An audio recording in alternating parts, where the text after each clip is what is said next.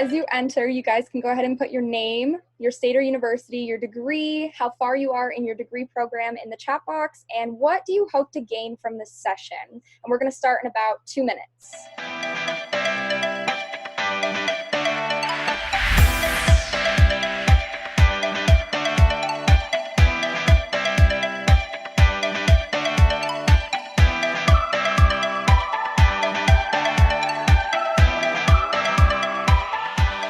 So hello to all of you. My name is Katie Montcrieff. I am a substitute teacher. I'm in MED Research Studies, and I'm a published author in cultural reproduction research and education.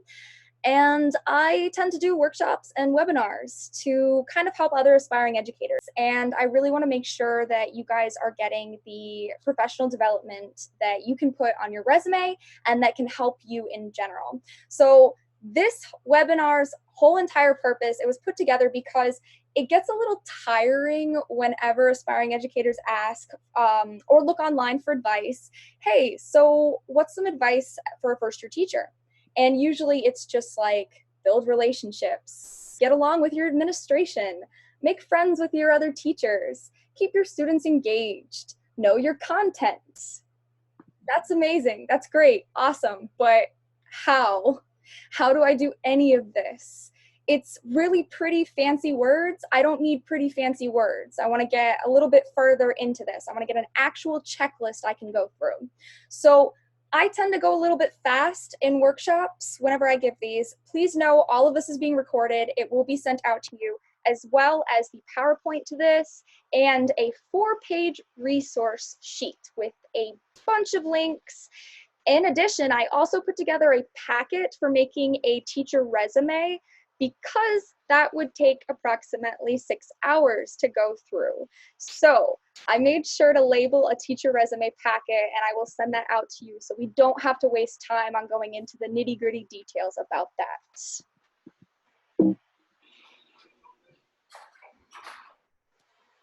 So I'm hoping, and I think you guys can see my screen. I have a PowerPoint on here, and I want you to know, first of all, the agenda. So what are you going to learn today? And I took the first-year teacher checklist, and I essentially broke it down into 3 different areas of need. So demonstrating that you have experience and effectiveness as an educator, your environment, laws, rules, regulations, and a school improvement plan, and then your classroom. And that's usually what people will get on the classroom mostly, but the first 2 are very important also. So we're going to go through those in that order. But first, I want to give you a little bit of a look at what the contemporary education field looks like right now. So this entire presentation was put together with advice from union leaders and teachers and administrators and other aspiring educators to kind of give you a feel about how different it is applying in modern times, not just with technology, but with current threats to school and something we call the culture of accountability. So right now we are, and have been for quite a while, a data-driven nation. We are testing out the wazoo. And unfortunately, that is going to reflect on whether or not you get hired and how effective you are in your first year. So if I could give you just 1-sentence advice, make sure you have your data, make sure you have your rationale, make sure you have concrete content prepared. This is kind of a anti-cliche sort of focus. We want to move away from saying, I became a teacher because I want to change the world. That's amazing, that's beautiful, but that is not what admin want to hear. So skip the cliches and general statements, prove that you will be an effective teacher. And I'm going to show you how. I have a bunch of resources, super excited to get through it. One thing though that principals have told me they are looking for, in addition to tons of other things, is guided passion.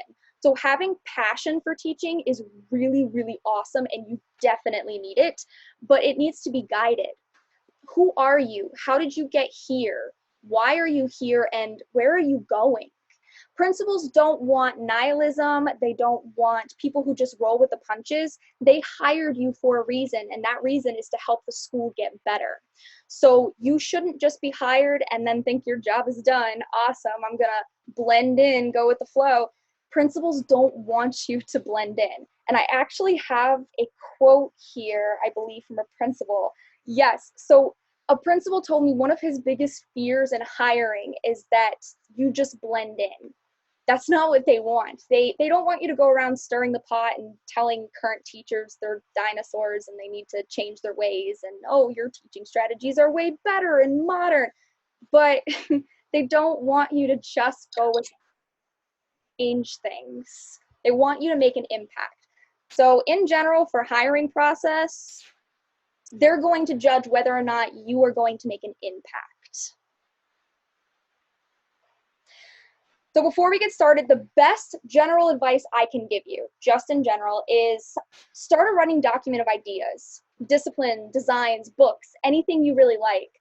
I've actually had a running document since I was 17, and quite a few years ago, and it's titled Future Ideas for My Future Classroom. It's very 17-year-old, but I put things in there like weekly challenges and management ideas, some Pinterest things I liked. I wrote whole speeches about what I was going to say when I became a teacher. And it's silly and it's cute, but I also have things in there of what I needed from a teacher when I was younger. So my best friend had this thing called Pink Flamingo Day, and once a year, her mom and dad allowed their kids to say, I need a pink flamingo day.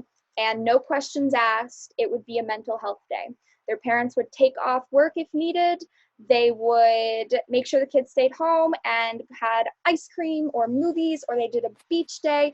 But the thing was, it was no questions asked. And that really hit me because anytime I needed a mental health day with my parents, or even with my teachers in the classroom, I had to give a very long explanation of why. And so I have this idea, I want to implement a Pink Flamingo Day kind of thing. So that's definitely a very good thing to start with. Just start a running document. You are going to fail. I need you to acknowledge this and let it sink deep into your being, because if you enter the classroom thinking that you are not going to fail, you are not going to continue to be a teacher. And that's the unfortunate reality. The odds of every single thing that comes out of your mouth being exactly what a student needs to hear is highly unlikely. You're not going to get along with all your colleagues. You're not going to get along with your principal. You might embarrass yourself very badly, and it's going to happen. But you need to allow yourself to fail, because you cannot promote a growth mindset in your classroom or with your students if you do not attribute a growth mindset to yourself as well. You are going to fail. It is going to be embarrassing, but it is going to get better. And this entire webinar is hopefully going to help you learn not to fail so terribly. Have a little bit of preparation. And then enter the classroom every single day expecting to learn something new. A lot of teachers describe burnout as in they dread coming into the class each day. Whenever I go into the classroom, I approach it as students are really, really weird. They're very interesting. They have strange opinions, but they're going to bring something new to my life every day. And I look forward to that. And then the last thing is always engage in professional development in general. The summary is that teachers and principals and admin, they want to see that you are constantly improving. And that is one of the most beautiful things about the education profession. And I will get into that in a minute. So as an overview for what you need, remember this is broken into 3 parts. What you need from your environment, and then what you are going to need for your classroom. So what you need is you need a teacher-based resume. And again, going through every aspect of a teacher-based resume would take about 6 hours. So the packet I'm giving you has a complete breakdown of what you need. You also need a pedagogical framework, and I did notice there were a lot of primary educators in the chat.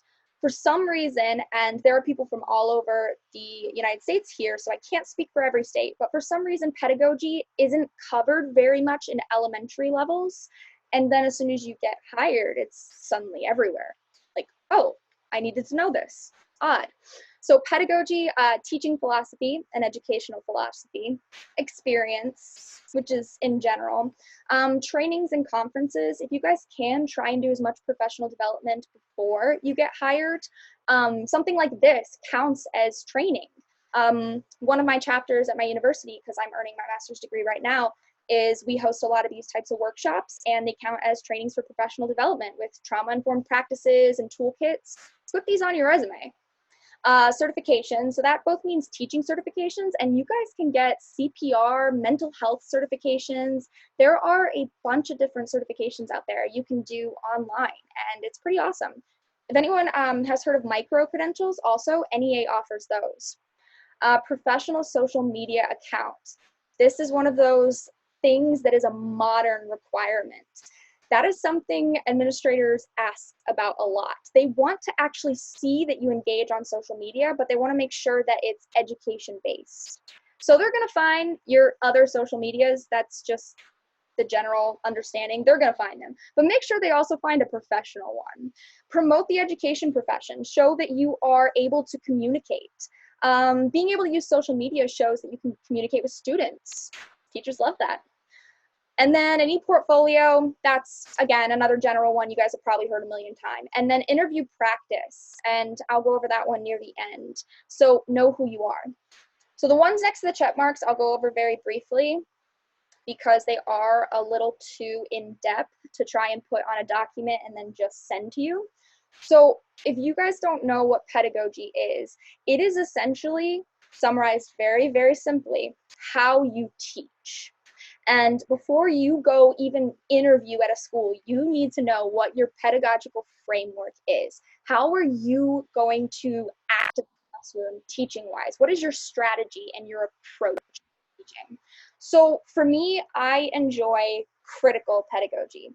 That means that I like students questioning things. I like them being critical about society, about government. I like them exploring things outside of black and white viewpoints.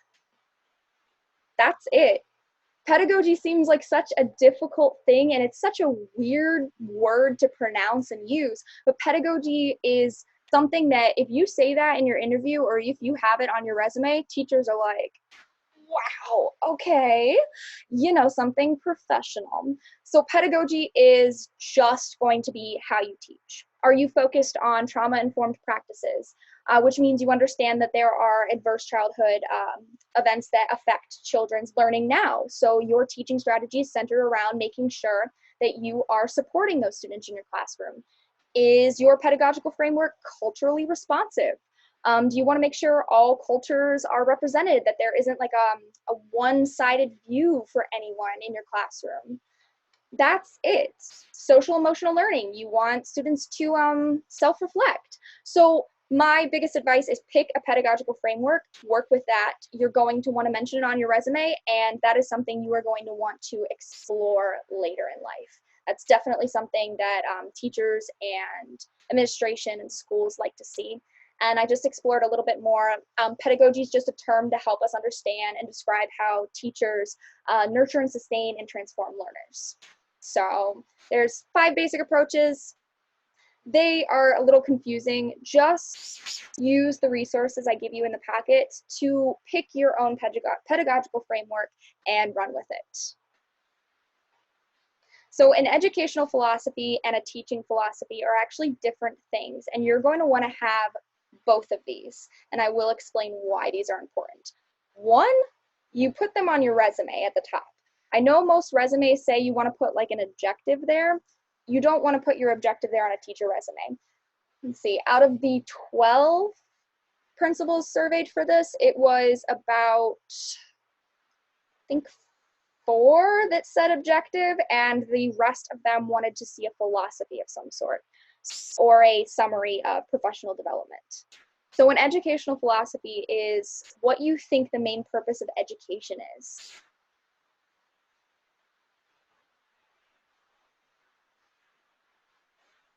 So that's going to be, why do you think we have education? What does education serve as? Again, this is going to be one of those things where you want to skip the cliches and be a little bit more detailed. It's on to teaching philosophy already, but that's all right. Two of the examples are down below as well. Education serves the purpose of creating critical thinkers. That is how I tend to go with educational philosophy. I think education should always make students critical thinkers and be able to thrive in the 21st century. So for teaching philosophy, this is something you are not going to have before your first year. You want the basics down because most teachers will have a 2-page teaching philosophy, and it just explores your beliefs about teaching. So your personal statements that introduce you as a teacher, what your students are going to be expected to do, what you expect of yourself, what you expect of your students. There are examples that are on the resource sheet as well, so you can see kind of how it works. And then this is the end of the U section.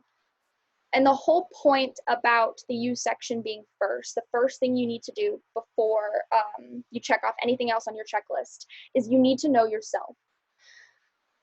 It sounds really easy, but it's not, because you are going to be asked questions in your interview. You're going to be challenged very, very often in the teaching profession with things you are going to immediately resort to habit on. So 3 important aspects to remember about teaching is that the educational landscape is always changing. So you are going to have to always change. And aspiring educators already know this, especially with everything going on right now, our internships, teaching, all of these things.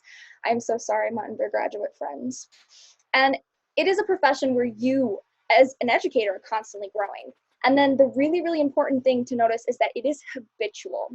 So student does something, you react to it. When it's something surprising, when it's something new, you're going to react with what you're comfortable with, and that means your habits. So for me, I tend to have a bad habit of saying something before I think about it. I cannot curse in the classroom. That cannot happen. So my habit when I'm uncomfortable is to resort to cursing. I have to completely train myself out of that habit. I have to know, and I have to make sure that what I train myself in instead of cursing is something I'm comfortable with. And it actually is. If you've noticed, I get really passionate. I tend to move my hands a lot. That's actually something I trained myself to try and do here. So you need to know yourself, your own opinions, your educational approaches in order to answer any questions about what would you do in this situation. So in an interview, you're going to be asked difficult questions about, if a student is doing this, how would you react? How would you react?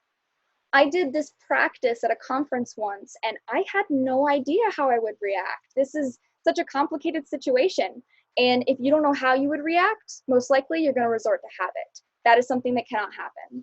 So self-reflect is my first advice outside of making all of those long lists of things. I want you guys to be able to think about, what did you want from your teachers growing up? What did you need to hear from an adult but was never told? And what was the hardest part of school for you? I feel like when we become teachers, we start thinking too much about our goals and our vision of the future, and we forget that our students are people, and they're sitting there not having their needs met because you're thinking so much about what you want to do. You don't think about what your students need. For me, when I was going through school, I didn't hate school, but it was boring. It wasn't authentic. Students can smell when you're lying or when you're kind of stretching something. And to me, school always felt like the curriculum was not authentic. It felt like my teachers were separating school from real life. And that always made me feel like, well, if school isn't real life, then why am I even here?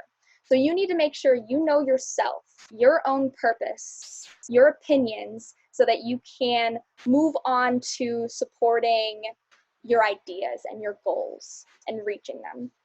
So that would be the end of the U section. And now we're on to environment.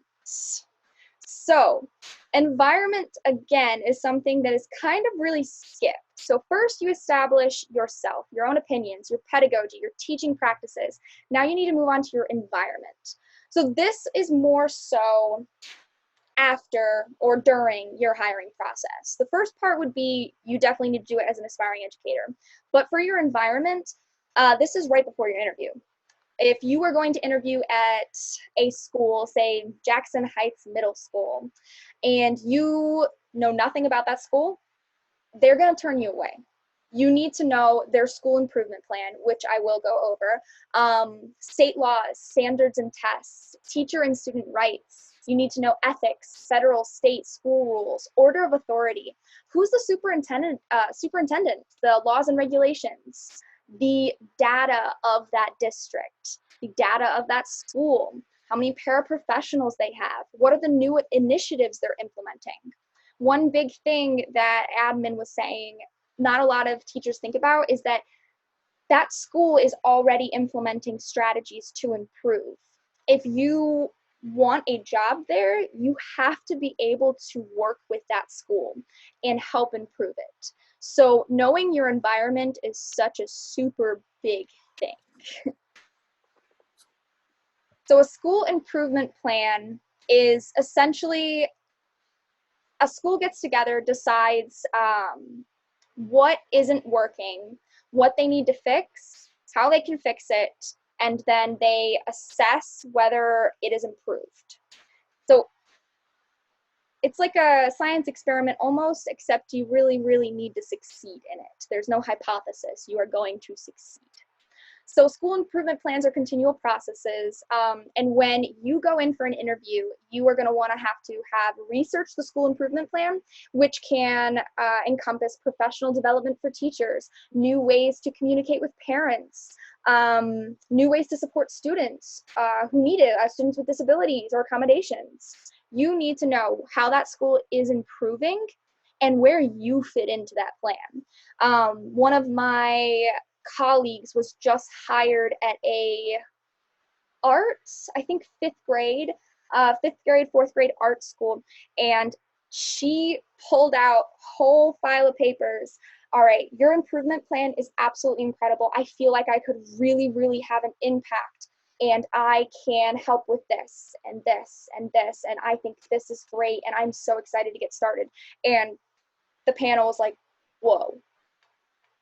She researched the improvement plan, and because admin are always looking for teachers to improve, that is a big thing for them. So doing your research before you get hired is a big thing on your checklist. So knowing your community also extends outside of laws as well. I have laws, standards, and statutes on the right. Please, please, please read your state statutes. As a Floridian, ours are very long. It was awful, but I now know kind of Florida's viewpoints on a lot of education policy. So please read up on education law. Please read up on the standards of your state. For Florida, our standards just changed again. So now aspiring educators are having to navigate the Florida best standards after having to deal with Common Core for a very long time. Very exciting. But you need to know the standards like the back of your hand, because again, you are in an accountability culture and you are going to need to rationalize everything you do in the classroom. And then community should extend outside of laws and schools. It should extend to the legitimate community.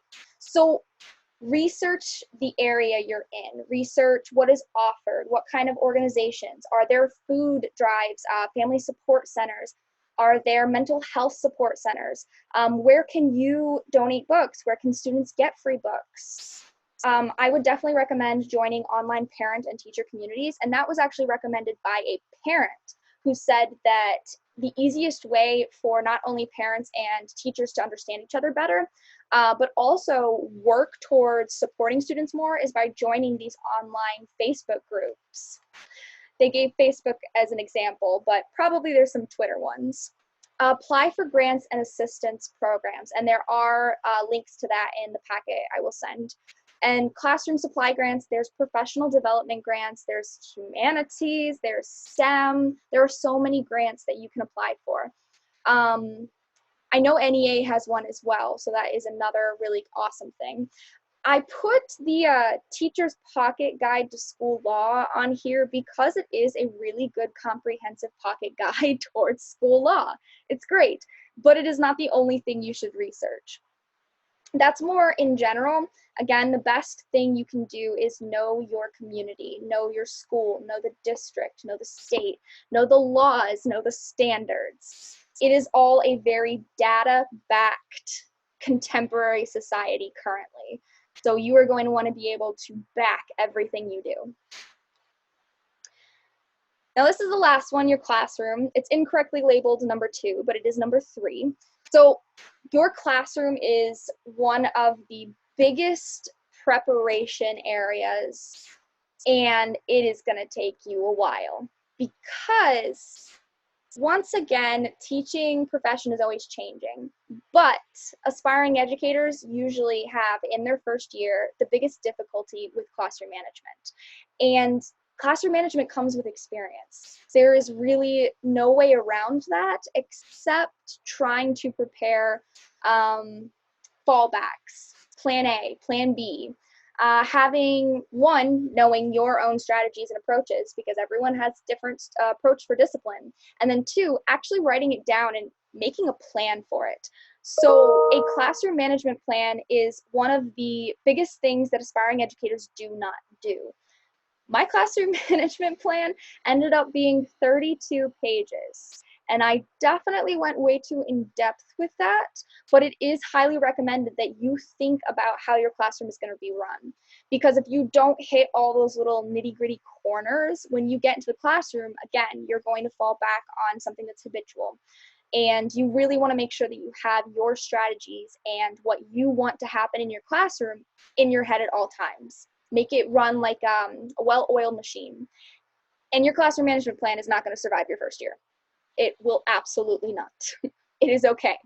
It is still showing initiative that you've thought out these strategies, that you know you want this in the classroom, that you know you want this way to communicate with parents. It shows initiative not only to administration who are looking to hire you, but it also helps you lessen the anxiety when you're in your classroom. Again, you're going to fail. It's not going to survive, but it does lessen the anxiety and it helps guide you towards solutions.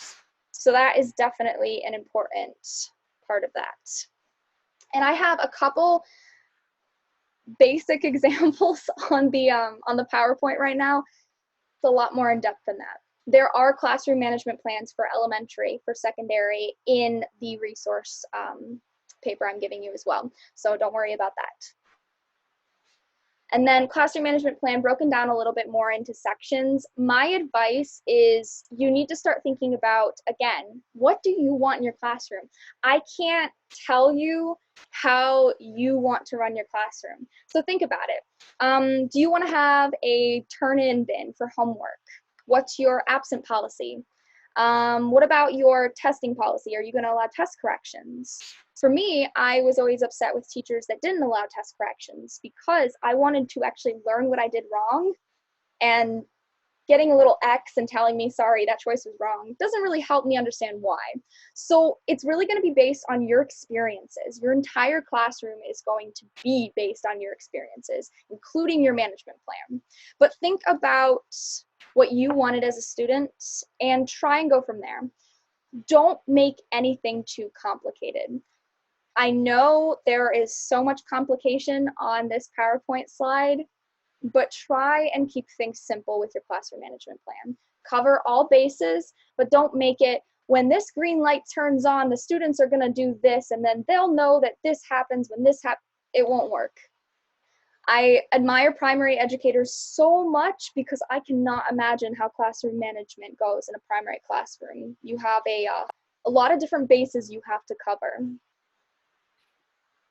So classroom management plans, again, these are the resources that are in the packet I'm going to send you. And we are reaching the mark I wanted to stop it. So perfect, because I want to send you all the resources. And I want you guys to be able to discuss and share some of your experiences with first year checklist. So here's classroom management plan. The one on the left is an elementary based one. It covers most of the bases. It's stuff you don't typically think about. What do you want near the door? What do you want near the water fountain? And then there are teacher checklists as well in your resource that I'm sending in the chat as soon as I get able to send the chat. And you can actually go through these checklists. Now, what I compiled was mostly advice from principals, administrators, and teachers, but some of these checklists are straight from teachers who really, really wanted to have these things before their first year. So the one on the left is a checklist with you're hired and you're about to go into the school you're going to work at. This is what you need before your first day.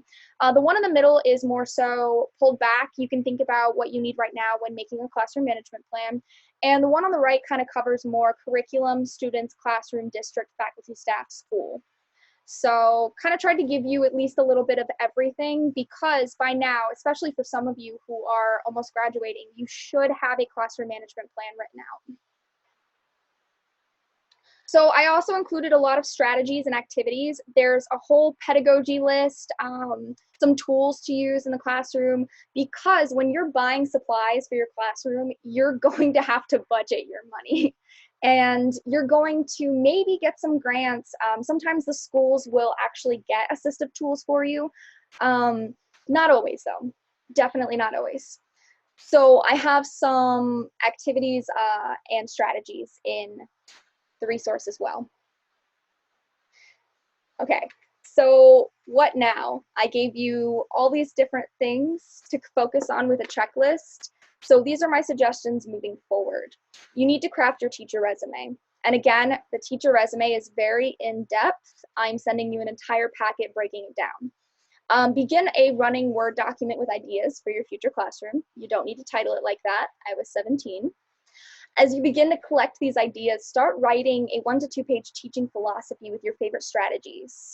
You need to start working on your classroom management plan. Make sure, again, you've picked a pedagogical framework. And think about, do you like morning meetings, bell work, flexible seating? Primary, you definitely need to do some research on flexible seating if you want to use that in the classroom. And then what style of discipline? Again, your management plan is going to change because different schools have different styles of discipline. So at one of the schools that I work at, they take the phones away right when you walk in the door. Students are not allowed to have their phones at their desk, and that is not something the teacher decided, that's something the school decided. So you're going to have to adjust your management plan, but still having that written down not only helps you in the classroom, it shows initiative to administration. Fill a folder with lessons you like, activities you find online from teachers, and formative assessment strategies. Oh, I gave about 150 formative assessment strategies, I believe, in this resource, because of the fact formative assessment strategies are part of that whole data collection thing. So you need to be able to, once again, prove that you can do everything and rationalize what you're doing. So gain more experience in relevant education-related work. I know some of you are at the end of your internships. Join some trainings online over the summer. Everything is virtual right now. You don't have to go anywhere. You can get some pretty good trainings that are still going to be offered because, again, virtual, online. Do some micro-credentials. Nope, all conferences are canceled. Do some trainings online. Get some virtual stuff. Join us for the rest of these trainings. I'm going over actual classroom management strategies next week. We've got educational theory, art integration. Start adding these to your resume. And then I wanted to open up for question and answer time, and then for you guys to actually jump on the microphone or send something in the chat that you want to share. Do you have any resources yourself? And I will send the resource right now. All right, so that should be the full comprehensive resource sheet. And you guys can go through it. There are resume, pedagogy templates, philosophies, 100 instructional strategies. I threw in some book recommendations for, obviously everyone's heard of The First Day of School, that's a big one. But some of the other ones for professional development that aren't really as popular, and I don't see people share a lot. All right, we do have some questions. Again, you guys can jump on the microphone or the video if you want. I am going to draw prizes at about, let's do 8:50. So we got about 10 minutes to discuss some things. All right, I see some questions. Do you have any recommendations for doing your master's at the same time as teaching? Yes, don't. If you have a good community support group, then it is you can do it if you have a good community support group. If you do not, then I would not do it. Online masters, that does actually sound really good, and I wish I had done that. Technically, I'm doing that right now, so should have just done it in the first place. Yes, it is possible. It's very difficult because it is trying to, a master's is very different than a bachelor's. It's a lot of research-based work. It's a lot of projects. Things are a little bit more spread out, but something I have noticed that is helpful is most of your assignments are very, very education-based. So you think that your undergrad is very education-based. This, you're actually using what you do in the classroom in your teaching. So you're kind of getting this nice little two feedback thing with your master's and teaching at the same time. Number one tip for dealing with lack of parental involvement. Oh my goodness, the stories I could tell you guys. I had a parent once where I called them, and it was a positive call as well. It was not a negative one. It was trying to explain that their student had done very well over the course of the work. They'd improved, they'd turned in assignments. And I said, hello, I wanted to speak to you about your child. They're doing really great in the class. And the parent said, no, and passed the phone to their student. And that was the end of that parent-teacher conference. So parental involvement is, what I've heard from parents is that they really don't think teachers care. And I know this is one of those really general ones of, oh, well, you need to go care about your students and you need to show the parents you care. You need to show you care about their child just as much as they hopefully do. And it's going to be going above and beyond in some instances. I have a story from my old internship teacher where she provided resources to a family where the community aspect came in from this PowerPoint.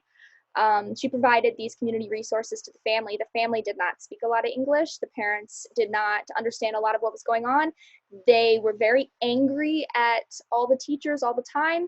And this teacher just did something very little. She wasn't even trying to get in the parents' good graces. She provided them with some resources for training classes and free training classes for English language arts. And that's just really powerful, I guess. It really affected the parents and showed that not only did the teacher care about the kid, but they also cared about the family and the success of the family. So I think the number one problem with parents not wanting to participate or interact is that they think you are just there to give their kid a test and pass them on to the next grade. So again, kind of a simple solution, but try and build that connection where you're caring more than just testing their child. Ooh, cyberbullying. Yep.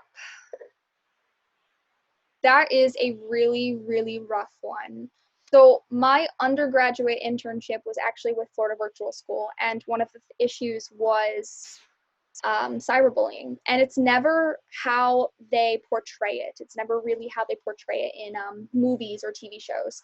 It's little things, and it's mostly centered around Fortnite and Minecraft, but it is always something little about one person is being completely excluded from the conversation without it seeming obvious.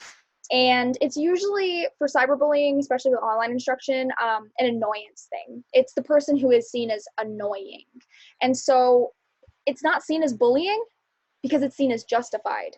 If this kid is being annoying to me, aren't I justified in saying he is annoying? So one of the things actually on my future classroom ideas list is to try and reevaluate bullying in my classroom. It is it's not what it's shown on television. So getting those kids to understand that bullying someone just because they're annoying is still bullying. You're still the bad guy. The realization for students, and one of the things you need to realize as a teacher, is that every single student thinks they are the protagonist in whatever story is happening in life. If life was a storybook, every single kid thinks they are the main character. So they're never going to think they're the bad guy, ever. When they're bullying another kid, they still see themselves as the Superman of this story. And so I feel like with bullying in general, you need to find a way to get those kids to realize they are not the Superman of the story.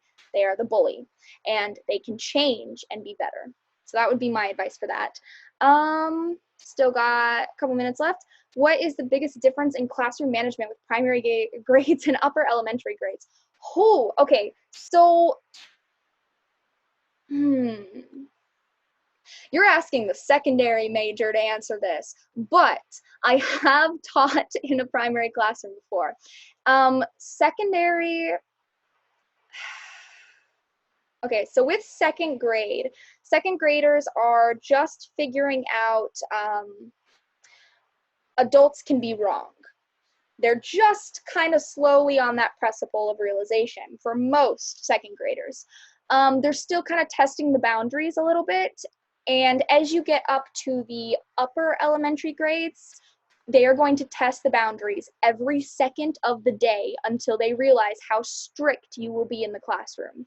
So for second and first grade, usually you're going to get more tantrums, more emotional regulation needs. So you will have to design a classroom that fits to social emotional pedagogy. You will need trauma-informed pedagogy in your classroom. You need ways for these younger ones to understand their emotions. With upper elementary grades, it's a little less about emotions. They haven't quite hit puberty yet.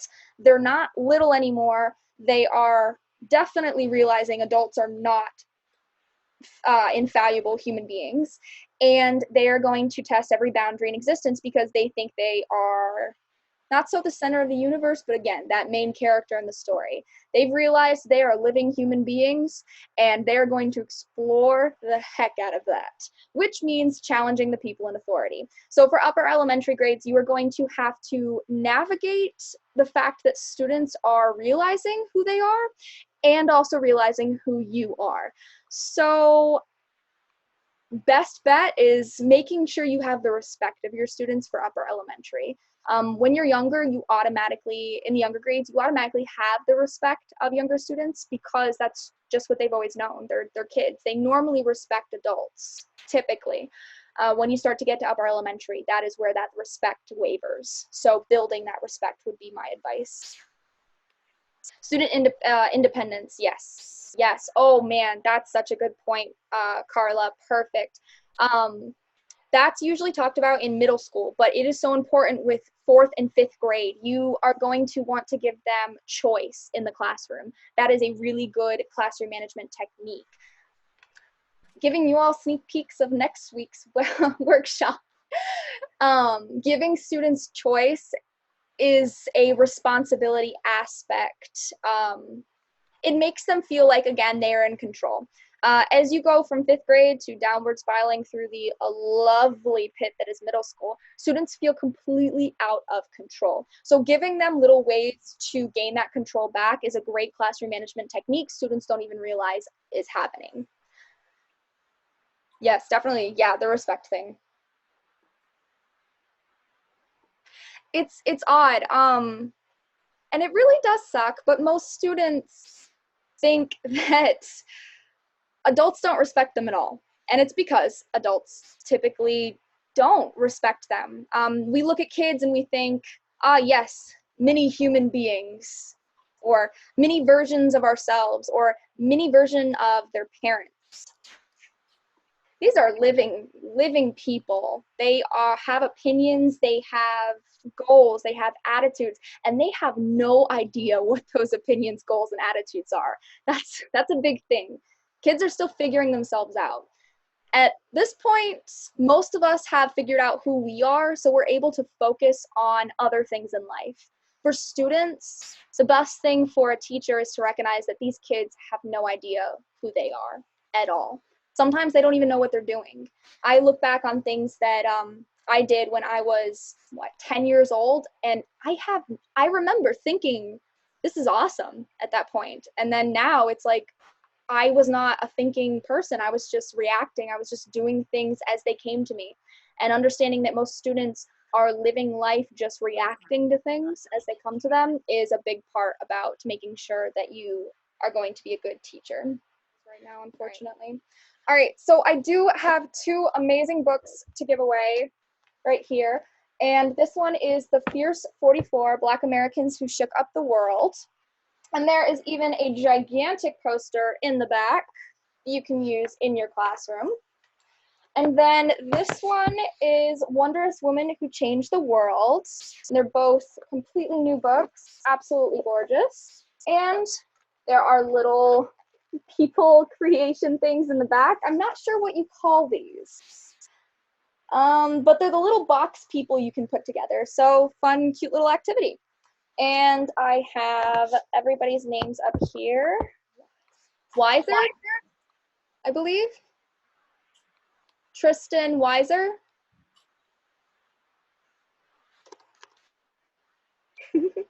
Hi, Tristan. Oh, hey.